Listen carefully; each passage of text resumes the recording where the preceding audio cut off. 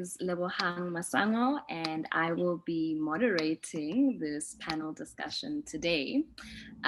So basically, just to give an overview of what we're doing today, we are doing the Hack Your Culture Cultural Heritage panel. Oh, I'm having some trouble with my screen. Oh, goodness, sorry. Oh, gosh. Ooh.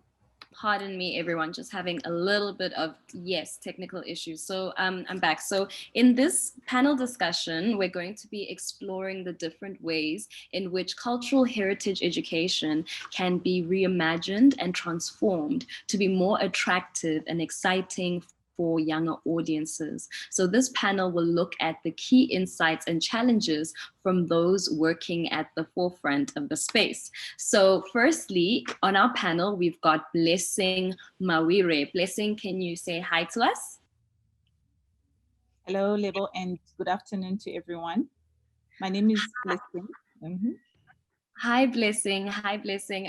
So I will introduce Blessing, guys. Blessing Mawire is the project director of the Graduate Development Program at the National Library of South Africa, the NLSA. She has extensive experience working in sub-Saharan Africa on various capacity development and research programs while leveraging opportunities for proper communication for development and knowledge management solutions. Specifically, Blessing's background is in the areas of project management, capacity building, communication for development, knowledge management, information and library science, research and education, digital skills, and critical appraisal of health evidence. She serves as a member of the ASIS&T Professional Development Committee, chair-elect for SIG Organizational Information Management, and is the Africa Chapter Secretary Treasury.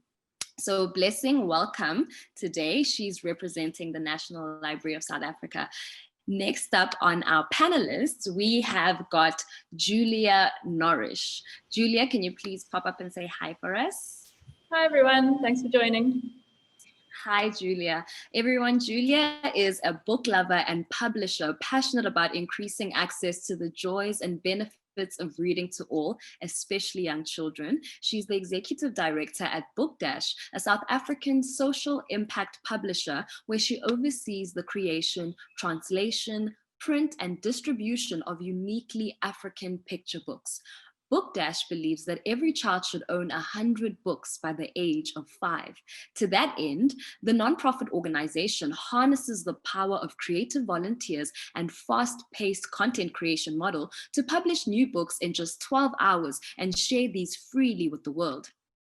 Funding and distribution partners come on board to get physical copies of Book Dash books into children's hands. To date, Book Dash has published 140 unique titles, printed and distributed almost 1 million free copies to children, and the books are featured, adapted, translated, and shared with millions more thanks to the open license, which Julia will be explaining more to us a bit later.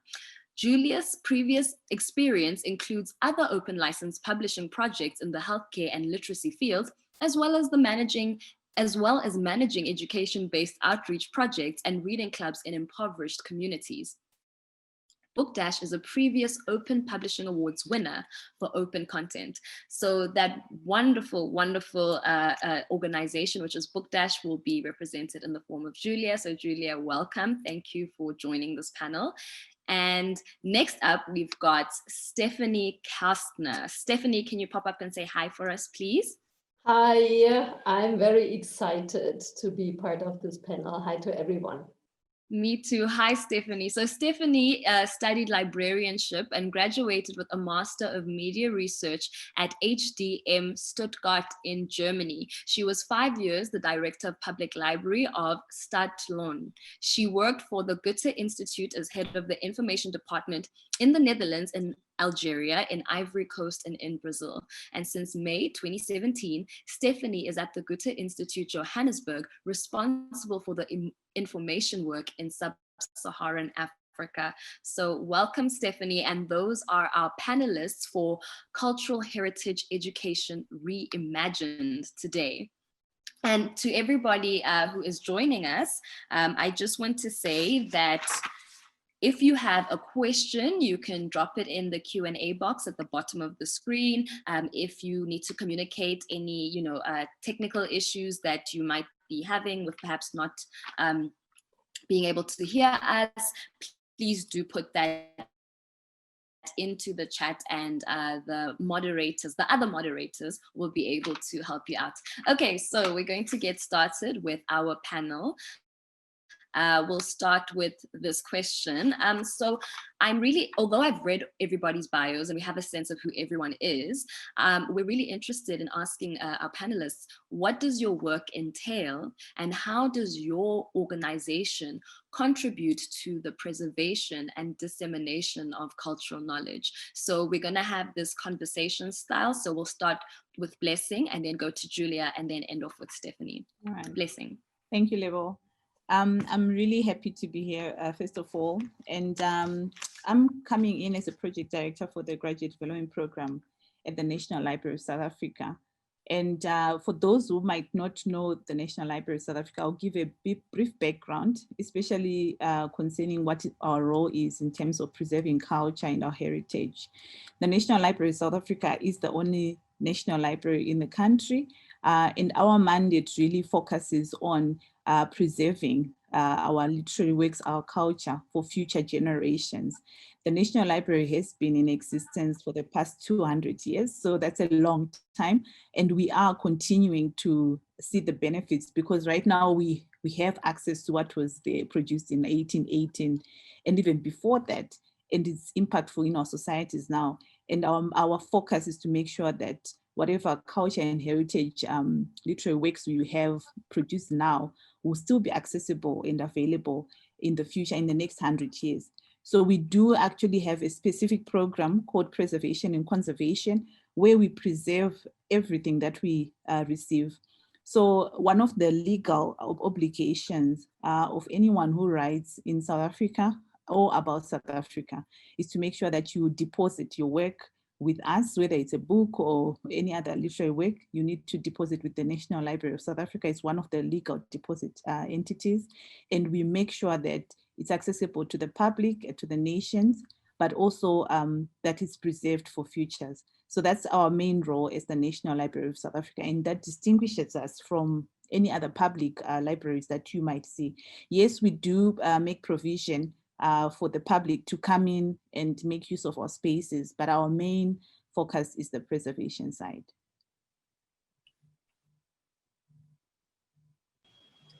Cool, yeah. In terms of Book Dash, we're a much younger organization, only 6 years or so of content behind us. And I think Lebo, the intro was really useful in just explaining that we are a publisher of content, and we're a non-profit organization that seeks to increase access for all children to books that are high quality, but also really importantly, books that they can see themselves in and that they can access in mother tongue languages, and that represent realities that they can relate to.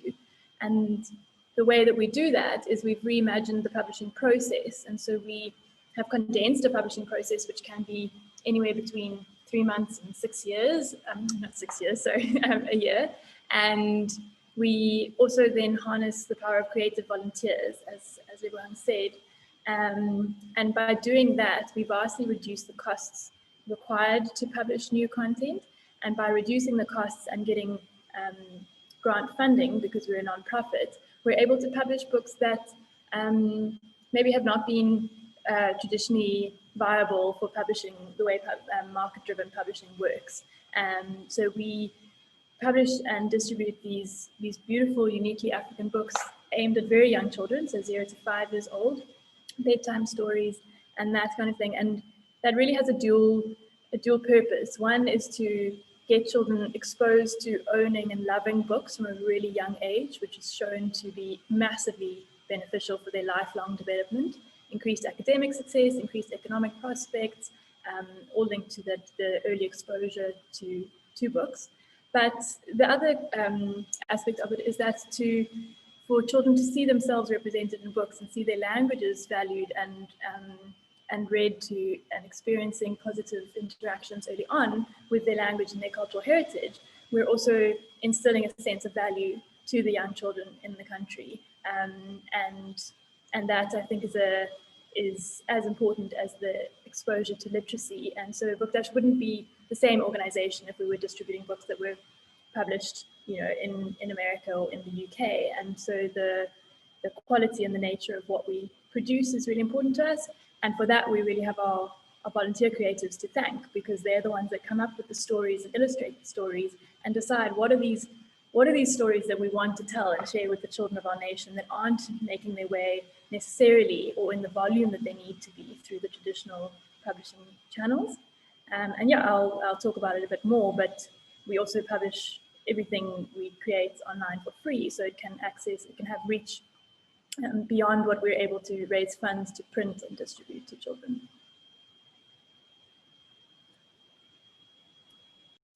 Yeah, and I'm Stefanie, and I work for the Goethe-Institut, which is the German Cultural Institute. We operate in about more than 70 countries on the world, in about 154 institutes. And one is here in wonderful Johannesburg, in wonderful South Africa.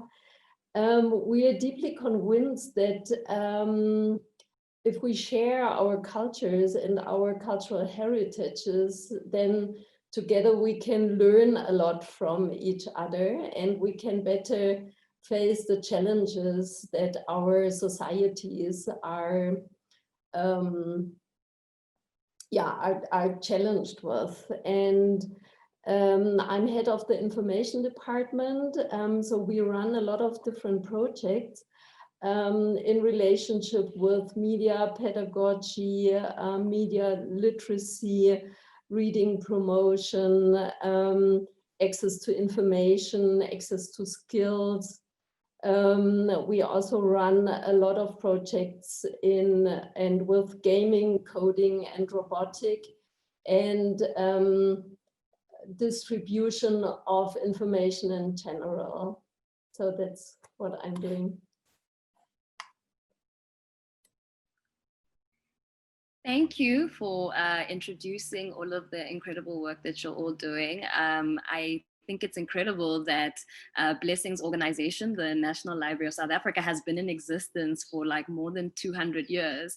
And of course, the work that the Goethe-Institut is doing with robotics and coding, that is fascinating, and the way that Julia's organization is able to pump out literature in such high volumes to so many kids who need it and have it accessible as well. Really, this is such important work that you're all doing. And since we're here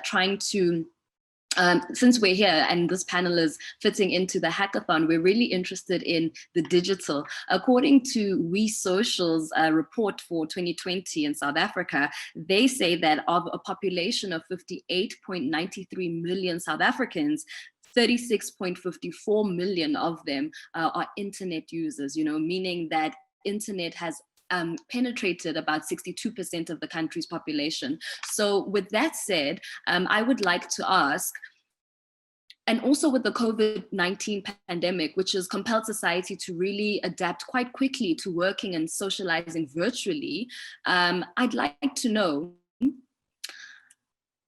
how is your organization adapting to the opportunities presented by the digital age? And we know that, of course, there are so many households, while there is a wider reach of the internet, there are so many households who cannot access adequate data or reliable connection in order to gain information and to be able to do the work that they need to do. So there are opportunities and there are also challenges. So I'm interested in how your organization is adapting to the opportunities that this digital age has presented us with. And conversely, if you can speak to how your organization navigates the challenge of unequal digital access that is a reality for the majority of South Africans. And there's another question as well, but let me hear from you about how you're adapting to the opportunity. So we'll start now with Stefanie and then go to Julia and then end with Blessing. Yeah, thank you very much for that question, Lebohang. It's an extremely interesting one. We already before COVID ran digital projects, but very often we still preferred the physical. And I think COVID pushed us really very hard out of our comfort zone into a purely digital sphere. And I'm very grateful for that opportunity and that challenge, because it showed us, like now Hack Your Culture, for example, it would have been a physical event with digital content. But due to the fact that COVID pushed us into the digital space, now the whole continent is able to participate. And we got 353 applications from 24 countries. That's almost the half of all countries on the African continent. We never would have done that without COVID that way. And so I'm very grateful for that opportunity, and having been pushed out of my comfort zone. I think that's a very big opportunity to give more access to people. Challenges are, like you already said, I think there are two challenges. One is that we are social beings, and nevertheless, I'm very often happy in the digital space, and I'm happy to be on this panel. Sometimes I also feel a big loss in not being physically together with you in this moment. And I also think some projects do still need physical contact to be able to develop content in a specific way. And the second very big challenge, you already were talking about it, is access. Data in South Africa and on the African continent is, and for all mobile data, is the most expensive in the world, with the lowest salaries in the world. And that's indeed a very big challenge. And I think that cultural institutions and also for our libraries can play a very big role in that, in providing internet access. We need to improve our Wi-Fi's. The Wi-Fi's in our libraries need to be better. And I'm not only talking about South African libraries, I'm talking about libraries worldwide, and also our opening hours need to be adjusted. We need to be there when people have time, which is in the evenings, which is during the weekends, which sometimes is a problem, because then it means we need to work when other people have spare time. But I think we really need to work on accessibility, and we as an institution, and that was your question, we try two things. We, when we organize Zoom webinars and online seminars, we provide participants with data packages. So we send data that everyone has the possibility to attend, independently of the question, can I afford that or not? And secondly, we are running a project, which is a prototype. We try to set up online seminars on data light platforms, so as Hypothesis, which is published under Creative Commons license and is accessible. And we create a so-called Webinanny, which is a webinar for anybody at any time. So that's our prototype, and we hope it will be successful. Thank you. Thanks, Stefanie. That's really interesting to hear about. I'm going to look into that platform as well. Yeah, from Bookdash's point of view, there are a couple different pieces to the puzzle. So there's the content creation, our Bookdash events where the volunteers come together and make books together. And normally those take place in a big, beautiful venue like the Goethe-Institut in Joburg, where we gathered last year with creators from across the continent to make make books, and there's bunting and there's music and there's everything, and it's a lot of fun, and we feed off each other's energy, I think. And we've had to adapt that model to happen remotely as well, using interfaces like Microsoft Teams and Google Docs and all those amazing tools that are available. And we piloted that in April, and we were able to create content of the same quality, even though teams were all sitting across the country. So that was really heartening for us. And we've got our next event next weekend happening, and we've expanded that to people who've done book dashes before, but all over the world.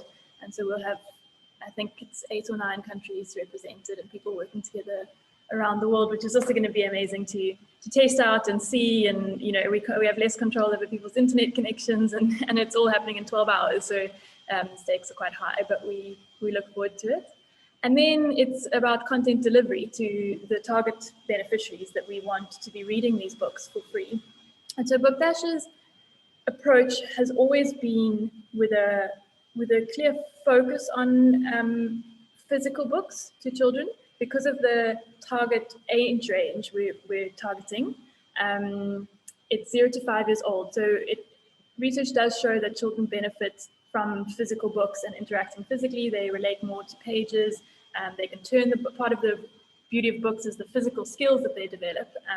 And it also means that there are less distractions. So a lot of the research has shown that devices provide, children tended to talk more about the device than the content that they were reading, which I thought was really interesting. They were interested in the power button on and off. They were interested in how you navigate in the book, as opposed to talking about what's happening in the illustrations and the pictures. I thought that was really interesting research. But at the same time, we are limited by funds for printing, and the power of digital is really incredible. And we know that the books are relevant for children much older than the age range that we're focusing on. Children learning to read, who are older than 5 years old, like to read our books as well and see the stories that we're promoting. So we do invest a lot in our digital distribution of the books as well. And we've been lucky in South Africa that there's been quite a drive for 0 rating educational content in the country. So we were part of the websites that were considered educational content and should be freely accessible to all. And so there was a big drive for the internet service providers to 0 rate those websites. And so the bookdash.org website is 0 rated and data free for anyone, for the various service providers, the internet, the cellular ones, as well as the kind of home MWeb or anything like that. But that's obviously just in the country. And I had a chat to someone the other day who's in Uganda, I think, and she was wanting to download and translate the books into local languages there. And just for her, the Wi-Fi isn't stable and her own data costs were prohibitive. So I think that's something we need to continually look into. And we're creating EPUB versions of our books, which aren't as beautifully designed as the JPEG versions allow, where the text and the image are integrated in the same image. An EPUB would be image and then text, image and then text, but it can be a lot lower on data, and so more accessible from that point of view. I was trying to think of something else.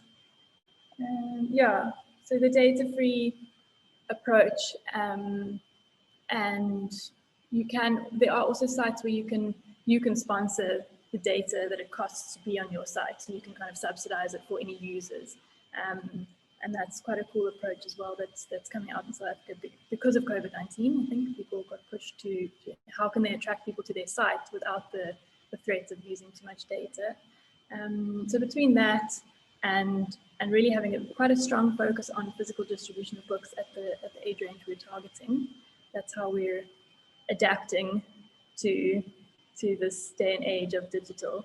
But the other cool thing about digital, and I'll talk a bit more about it when I talk about the open license, is that people can access the files to the books and they can make their own changes and adaptations and translations and video animations, or whatever they want, and spread it on further from there. Great. I'm really happy that Bookdash is on the 0 rated size. Thanks, Julia. At the National Library of South Africa, we serve nationally and beyond. And we always try and maintain a balance. It's interesting, Lebogang, that you gave us that statistics of how many people have gone online and have internet access. The program that I actually run at the National Library of South Africa is focused on the youth, and it has really helped us understand the user needs from the youth side. And we are trying to maintain that balance where we are going digital, but also looking at our clients that are not digitally accessible yet. But we never closed the library. The library has been open since March when we went on lockdown. So we've maintained our online requests, and these are ongoing, and I don't see this as something that will fall away. But one of the biggest things that we're embarking on, that we've started on, we did start a couple of years ago, is to digitize, especially our older collections that were born hard copy, not born digital. So we want to make sure that those are also accessible to our clients. So we're in the process of digitizing them, and especially those that are also quite brittle and aging, and that we need very little interaction with the public. So that's something that we're also doing. We're also providing ebooks and making sure that we have trainings continuing. One of the services that we provide through our information access services program is to provide training in information literacy in other areas. And we're now making shorter videos, because although everyone has got, well, that percentage, that 36 million plus is gone digital and have access to internet, the quality of internet and that we talked about the data charges is also very different from one place to the other. So we're trying to make shorter videos that are easier for people to understand and yet have access to those training videos. We also doing a lot of webinars, and not just in the country, but also reaching out to especially the African libraries. So we are participating, especially to have a peer learning session with other libraries to see what is the best approach on the continent. Yes, we are learning from what is happening in more developed countries, but want to see what is the best approach for us on the continent and what works for us, especially looking at our communities as well. The library has opened its doors to the public. We are COVID compliant, but one of the biggest needs that we see is that when people come to the library, they have access to free Wi-Fi. So the National Library of South Africa provides free Wi-Fi when you come into our building. So for us, that's also a service that we are providing to the clients. And we are also using the traditional radio. So we've been during the lockdown also using radio, because like you said, we've got a lot of clients that do not have access to the internet, but they've got a radio. So talking about it and going on the traditional mass communication streams is also helping us a lot. So we are really trying to serve the nation and create that balance, but at the same time, take advantage of these newer technologies. So there's a lot of ideas of what we could do in the library space that we're exploring, but I'll talk about that a little bit later on.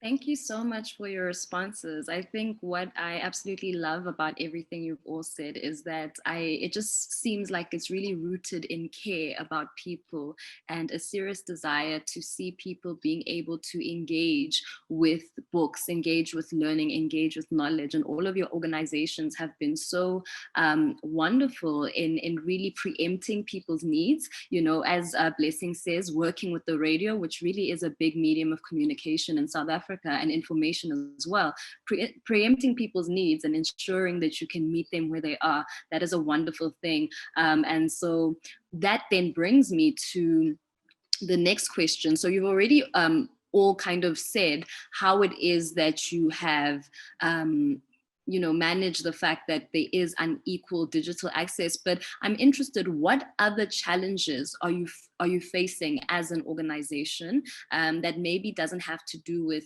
people's access, but just in general and in terms of how you are working in this country, perhaps with other stakeholders as well? What challenges are you facing in your organization?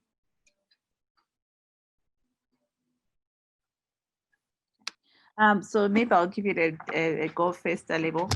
One of the things that we are really venturing into is making sure that the National Library still stays relevant and still achieves its mandate, but also becomes more innovative in the way that we do our services. So one of our major challenges, of course, I know as a government entity, we always talk about funding. We want more funding, and we've had budget cuts because of the COVID-19 impact on the government. However, we have an increasing challenge in specialized skills because we need to adopt a lot of digital technologies that require upskilling, that require specialized skills. And increasingly, these are becoming more on demand and more scarce for us. So it's one of the challenges that we are also seeing. And we also have a challenge in terms of copyright, because as you know, we most of our collections are deposited through our legal deposit program, and some of the copyright does not sit with us, so which really hinders us when we want to convey these messages to the public, or when we want to transform this information into other platforms. So there is that gap in terms of the copyright, which sits primarily with the publishers or with the authors. So that's one of our challenges that we're having. And then we have a lot of exponential growth in data, which is good in a way, but also it's a challenge because some societies that don't fully understand the roles of libraries, and especially the National Library, then think, oh, that's not something that we need. But the National Library is something that you need. And we want to, like I said in the beginning, want to make sure that we preserve our culture, or preserve our heritage. And yet we have communities that will not come and deposit their books, for example, with us, and they don't think about the future. That's a major challenge for us as well. So there is growth of data, but we still want people to understand the role of national libraries and the importance of preserving the culture for the future. Having talked about that, our expansion into the digital space, because we are primarily a preservation institution, one of the major challenges we've had over the years, like I said in the beginning, we've been around for more than 200 years. So as you can imagine, we've been through different systems, from the manual and now into the digital. But we have the challenge now, especially with the growth in technologies, thinking now about the future. So as we are planning and we're scenario planning, we're thinking, what about in 50 years? If we use this type of technology, is it going to go obsolete? How is it going to adapt? Because we don't want to also use technologies that will say for the next 5-10 years, then afterwards, we're not sure what to do with them. And yet we've invested a lot of money. And remember, we are using public funds. So one of the challenges for us is to make sure that we have newer technologies, but technologies that can be transformed and changed into other platforms with fewer complications, if I can put it like that, and technologies that we can keep for a longer period without going obsolete. Because we know that if we look at things like the floppy disk, I mean, there's no one with a computer with a floppy disk anymore. But if we had kept our collections on floppy disk, that would have been more investment for us to now to translate it onto other platforms.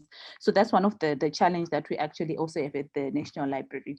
And I think one of the other challenges that we have is really going out to those remote communities. Our heart's desire is to have a footprint in all the communities in South Africa. And we are trying to really find partners and collaborators who will help us to go into those remote communities, be able to reach out to all the age groups, and especially the youth in those remote communities who don't have a smartphone, who don't have internet, but yet there is a lot of possibilities with the programs that we're running at the National Library to improve their livelihoods. So those are some of the challenges that we're thinking about, that we're planning around, and thinking how can the National Library step in and improve the lives of the ordinary South Africans. That's really nice to hear, and I think we could, I don't know, if Book Dash's network of partners across the country could maybe assist with that, because we, a part of the way that we get the physical books to children is we don't go out and physically hand the books out. We partner with organizations who are already working in areas promoting literacy, promoting early childhood development, promoting family bonding, promoting community enhancement, all those kind of things, and yet don't always have the resources that they can back that up with books to give to children to take home and own. There was a great comment on the point of owning a physical book. Also, it's always being there. You don't rely on a device, and it can enhance bonding between parents and children. I think that's a key point. So it'd be cool if we can see if there's any overlap there with the National Library of South Africa. But yeah, in terms of the other challenges, I think the scarcity of digital skills and the increased demand and the increased cost that comes with the demand is a real thing, because everyone's wanting to do it and there are only a few people that know how. And so the people listening in and taking part in Hack Your Culture are really valuable resources to the African continent, I think, and wanting to do this for free because of the importance of the work that you're doing is incredible. So thank you for that. It's interesting, yeah, similar challenges. We also focus on getting books into very remote rural communities, and partly that is because we know that it's less likely that those people have access to digital content, and probably less knowledge of where to find digital content, even if they have access to the internet. So the kind of logistical challenges of getting vast amounts of books to very rural areas, it's usually quite expensive. Funding is always a challenge. I would love someone to knock on my door and say, here's enough money to print and distribute another 1 million books tomorrow. Because our vision is that every child should own 100 books by the age of 5. So in South Africa alone, that's 600 million books that we would need to distribute, and that's fine. We're up for it, and we're willing to do it, but funding is always an issue. And then someone asked in the Q&A a really interesting question around, other than logistical funding, things, what are the other challenges? And I know, I'm not sure about the rest of the continent, but there's a kind of underlying challenge that anyone working in cultural preservation or promoting literacy or anything like that is attitude and behaviors. And how do we get people to feel passionate and excited about accessing content that is of cultural significance or heritage significance? And how do we get excited? How do we get children excited about reading? Actually, often the children are very excited about reading at a young age, and that's why you have to hook them at that age. How do we get parents to buy into reading with their children, seeing the importance of it, knowing where to access? So, I mean, that's one of my biggest bugbears, is we can't encourage a behavior that we don't provide resources to enact. And that's why we want to provide families with books that they can read with their children. So when someone says it's good to read with your child, then you actually have the book to do that. But I think, in South Africa, there's a National Reading for Enjoyment campaign called Nali Bali. It focuses a lot on advocacy around why it's important to read. And if we can back that up with appropriate content that is relevant and accessible in terms of language, and exciting in terms of content, and culturally significant, then I think we're on the right track. But I do think attitudes towards reading is a big non-logistical, non-funding related challenge. Yeah, I'm very challenged in my work and passionately irritated by the fact that knowledge of the global south is disadvantaged on the internet. And that's something that makes me also angry. I would like to change that. Because we live in a world where about 70% of the world's population lives in the global south, but only 30% of the information on the internet is written and produced by the global south. And due to structures in organizations, but also due to our capitalist world, information and knowledge from the global south on the internet is disadvantaged. And there was one question from Modisana in the chat: what are we doing to promote languages, African languages and cultural heritage, and how to represent it? We work together a lot with Wikimedia South Africa, and we run together editathons to teach people how to be editors themselves and how to be able to add African content to Wikipedia, not only in the colonial languages, but also in your mother languages, and to augment the number of cultural African heritage and also African languages on Wikipedia, for example. But we also run a project which is called African German Phrasebook, which is an app that is like a dictionary that translates German phrases into 40 different African languages, and not going over English or French, but translating directly to not lose the quality of the translation. We, for example, also ran a project which is called Enter Africa, and we created 15 location-based games in 15 different countries to strengthen African content in gaming and in games, because a lot of games come from the United States or Europe, and children don't find themselves in the games, like they don't find themselves in the books, like Julia already said. So that's also something we're trying, and I think these are my biggest challenges, to break these rules and these disadvantages that yeah, keep me going.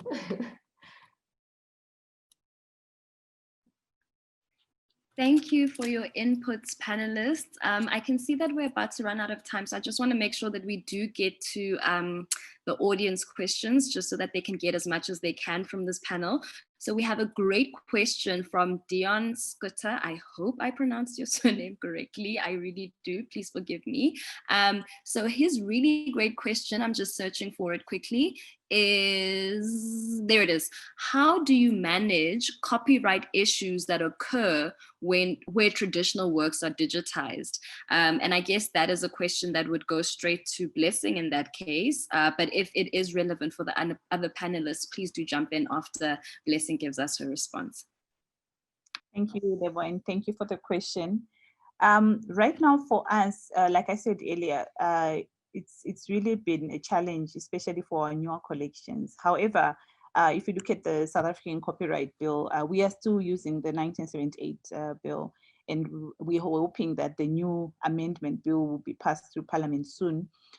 So as you can imagine, the old bill was a bit vague in terms of anything digital, because it's quite old.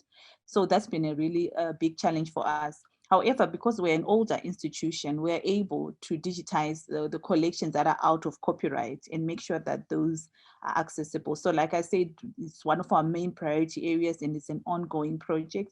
But what we're finding as possible solutions is the continuous engagement with the owners of the copyright, so the publishers, the authors themselves, with us. So we really want to pursue further engagement with groups like PASA, which is the Publishers Association of South Africa, to see how we can really make sure that we are not hindered by such. We are proponents for open access, and we really appreciate those authors who make their work quite open, which makes it easier for us to make sure that it's available digitally also for the communities that need them in that format. So this is something that we're also still pursuing, and we've got a lot of partners that we're working with now, including key members who are working on the amendment bill to make sure that the richness of the collections that we have that needs to be digitized actually gets digitized, and not only for the sake of preservation, which is one of our core mandates, but also for the sake of access, because we are mandated also to make sure that we make available our collections to the nation. So this is where we're sitting as the National Library of South Africa. It's a very relevant question for us right now, and I'll be interested if was it Dion who asked the question? if they could also reach out to us and tell us what they are doing in their institution. I'm not sure if it's coming from a library or another different type of a publisher, or I'm not sure which perspective they're coming from, but these are the engagements that we're currently having.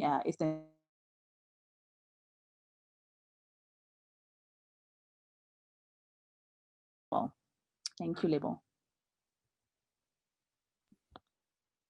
Thank you, Blessing. And does that question resonate with anybody else? Does anybody else want to jump in on that one? Yeah, I think it might. I don't know if it feeds into just a little bit about open licensing. And just to say, not everyone, open licensing is a choice, and I don't want to demonize anyone that doesn't open license, because there are business models involved, and you need to be kind of profitable as a publisher, so you can keep making more books and stimulating the reading economy. So I think that there's a place for both as well. And if your business model allows for open licensing, that's really great. And I think some people don't realize that anything that you can choose to open license something or make it open access. Sometimes people think there's a long, complicated process, you have to register it. And really all you need is just an agreement from all the content creators to say that we are collectively agreeing, or sign a simple agreement that says, I understand that I am open licensing this work and we choose this license. So Bookdash uses a Creative Commons license, and you can choose different variations of how open you want to make it. So you can make your work open, but not, you can put a non-commercial rider on it. So no one can, people can reuse it to give away and to distribute freely, but they can't sell it or make money from it. You can make it open, but you can put a rider on it that means that if anyone else adapts it, they have to also make it as open, and so they can't monopolize it.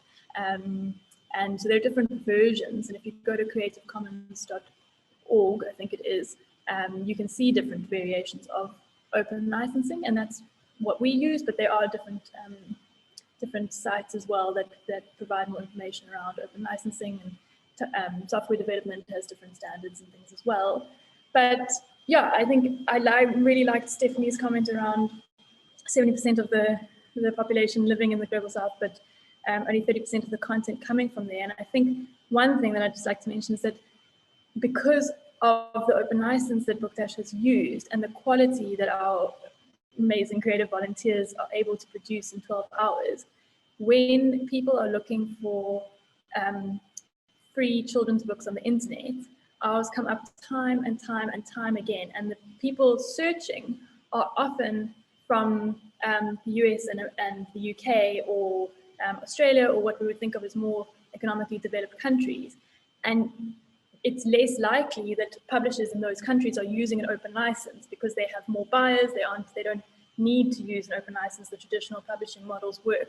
So what's really interesting to me is that users or readers in more economically developed countries are accessing content developed in Africa, and they're seeing African content and reading it as if that's as good as the content that they might access in their own countries, and not worrying that the characters are not necessarily what they're used to seeing in traditional publishing. And I think that's so exciting. There's a project we work with in the UK who just absolutely love our books. And it feels like a bit of a flip between the global south and Africa, like accepting what we get from the more economically developed world, and actually we're sending out this amazing content into those contexts and putting our stamp on the world in that way. And I think that's been really amazing for us to experience. I also would like to jump on the Creative Commons license, because I think And Take Your Culture is about open cultural data. I think that if content is produced with public money, it belongs to the public, and then it should be open cultural data. I'm well aware that there's a restriction to it, as long as private rights and interests are touched. For example, if we talk about photographic archives with colonial content, people never were asked if they want to be photographed. And then it also should not be published. And I'm also aware that in different cultures, there is knowledge that should not be public because it's secret. And then this knowledge needs to be protected. But with these two exceptions, if knowledge and information is produced with public money, then it should be as open as possible. And Creative Commons licenses help us to, you know, to make it open. Yeah.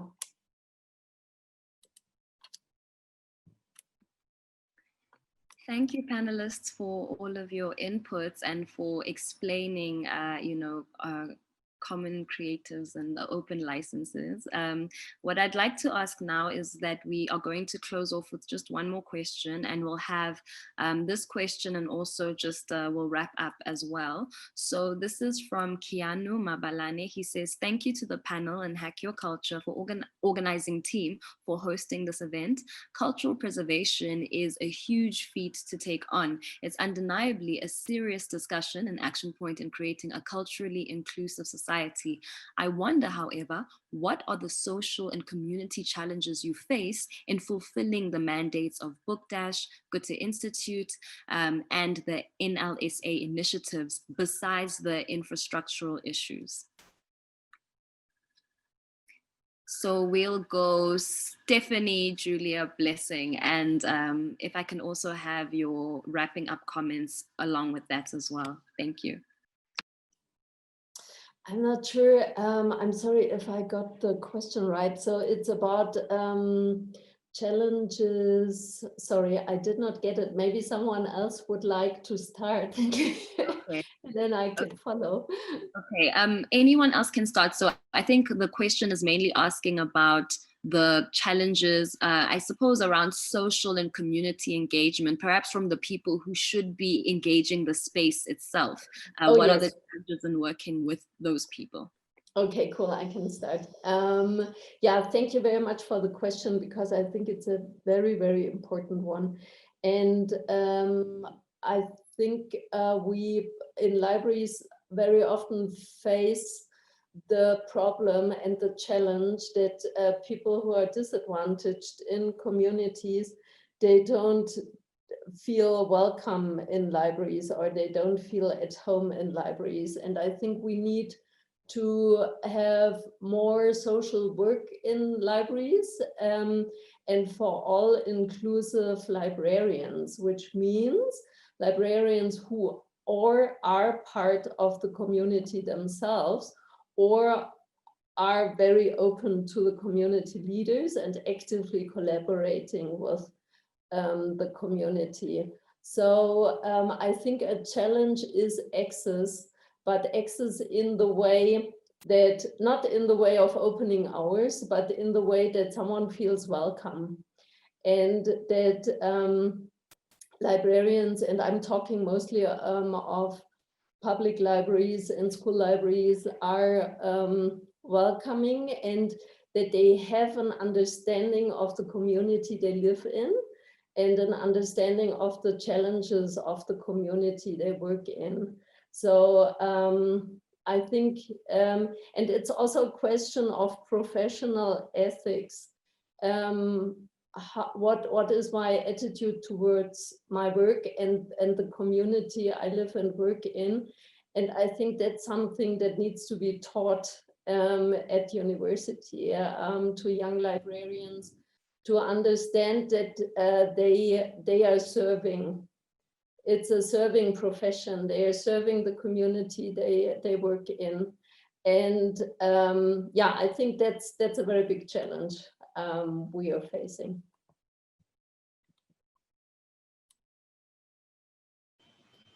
Yeah, I mean, I think I spoke a little bit about reading behavior and attitude towards reading. Something else that I was thinking as it came up, I'm not sure who was talking, was standardization around local languages. That's also a challenge that we face, and you know, translations are very difficult because of that, and also not just standardizations, but the the number of skilled translations in African languages, because it's maybe not been as valued a career, or maybe there haven't been as many opportunities to make money out of it.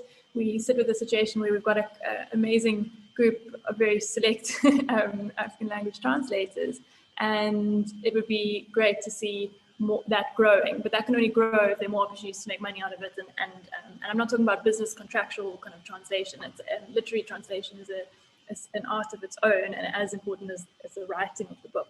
So that is a bit of a prohibitive factor for us as well. And also this mindset around abundance. When we say every child should own 100 books by the age of 5, and we could be talking about books, but we could be talking about access to internet or whatever. There's this, I think Africa has been made to feel small, and I think we think it's not enough, like we're not enough. And actually, many children grow up with 100 books, and it's not too much, and we should be, rising to that challenge. Yes, let's give our children this abundance, this wealth of access to content and to knowledge and to pride, and that's shown to be beneficial. So let's not put 1 or 2 books in every child's home, or let's not, give access to some stuff but not others to every child. We should be aiming higher, I think, for our population. I totally agree with you, Julia. Well, one of the things that we are facing at the library is a challenge from the communities and societies. It's a poor reading culture, actually. If we look at the statistics of the reading culture in Africa and in South Africa, they're quite low and shockingly low. And we believe that reading really starts with your local languages. So we do have a program where we reprint classics in all the different languages, and we distribute this nationally to all the provincial libraries so that the communities can have access to this. And the classics, what's really nice and important about them is that they preserve that knowledge and that heritage from back then. So those older books, the first books that were published in the local languages. And we also promote self-publishing. We do offer grants for self-publishers as well. So that's something that a space where we are trying to really improve the reading culture, the writing culture, even in the country. What I want to really emphasize is that also, there's still communities who don't understand the role of libraries. And a library is not just a boring place where you go and find a book or find a sitting space. And we're trying to also change those mindsets, but also to understand how communities now want to ingest the literary heritage and the material in the books. So what we are envisaging and what we're seeing in other libraries is that libraries are going virtual. We have 2 campuses. We've got a Pretoria campus and a Cape Town campus, and not the same. It's not the same material that we find in both campuses. So you find that we've engaged in discussions around how to make some of our collections available virtually, looking at virtual reality, for example, where you can go in, look at our collections, be able to flip through, but it's all virtual. You're not really there, but also have a look and feel and understanding of all the richness of what we have in the country. We also have, somebody talked about gaming earlier on, want to venture into seeing how we can make some of our collections available through gaming so that we really attract the right type of youth. Our focus is from 0 to 35. We do have a children's program that runs from our Cape Town campus, where we provide even a physical space for school children to come in from as young as the kindergartens, and to come and engage and to love books. They have that environment where they just have a love for the book. So we really have different services that are trying to engage and make sure that the library really is future focused and is also addressing the current problems that we have. We're also looking into things like interactive mapping. So you can go in and you can see, okay, what do I have in South Africa? Where did it originate from? Where did this author come from? What was their thinking and all those things? We talked about digitization and the short videos, but one of the things that we really want to make sure is that whatever digital platform comes out, whether it's today or in 5 years or in 10 years, how can that be adopted to work for libraries? to ensure that our heritage and our culture is preserved, is accessible, and in a way that really engages the communities that we'll be working with. Earlier on, somebody was talking about the different ways that we should engage the millennials, for example. It's a different approach to how you'd engage somebody who's not a millennial. So our thinking as librarians also needs to be changing and adapting in those ways. And our skills also as librarians are also continuously changing and adapting. We've got things like artificial intelligence. How can that help us look and find information quicker, faster, link it? We talked about linked data. So if I go onto a library platform and I'm looking for a specific content, how does it quickly link me to related data and things like that? So I think the efficiency of the way that libraries now make accessible their content is something that should be really a point for discussion in our library community. And it is something that we're really thinking about to make sure that we address the issue of access to our content from all sorts of directions, but also not forgetting our traditional books and our traditional hard copies, because that is still very relevant. And I'm one of those people who really loves to hold a book. There's something just different to holding a book and reading it online. So those are the different, that's our world where we're coming from. We're really trying to find the balance, but making sure that we are relevant to all the communities that we serve. So I'm really happy and I'm thankful to have been on this platform, and hopefully we will get opportunities for our audience to engage more with the National Library of South Africa. Like I said before, we've got 2 campuses and we are open. So if you've got further questions, please reach out to us. Thank you. Thank you so much to everyone. And on that note, we'll be wrapping up.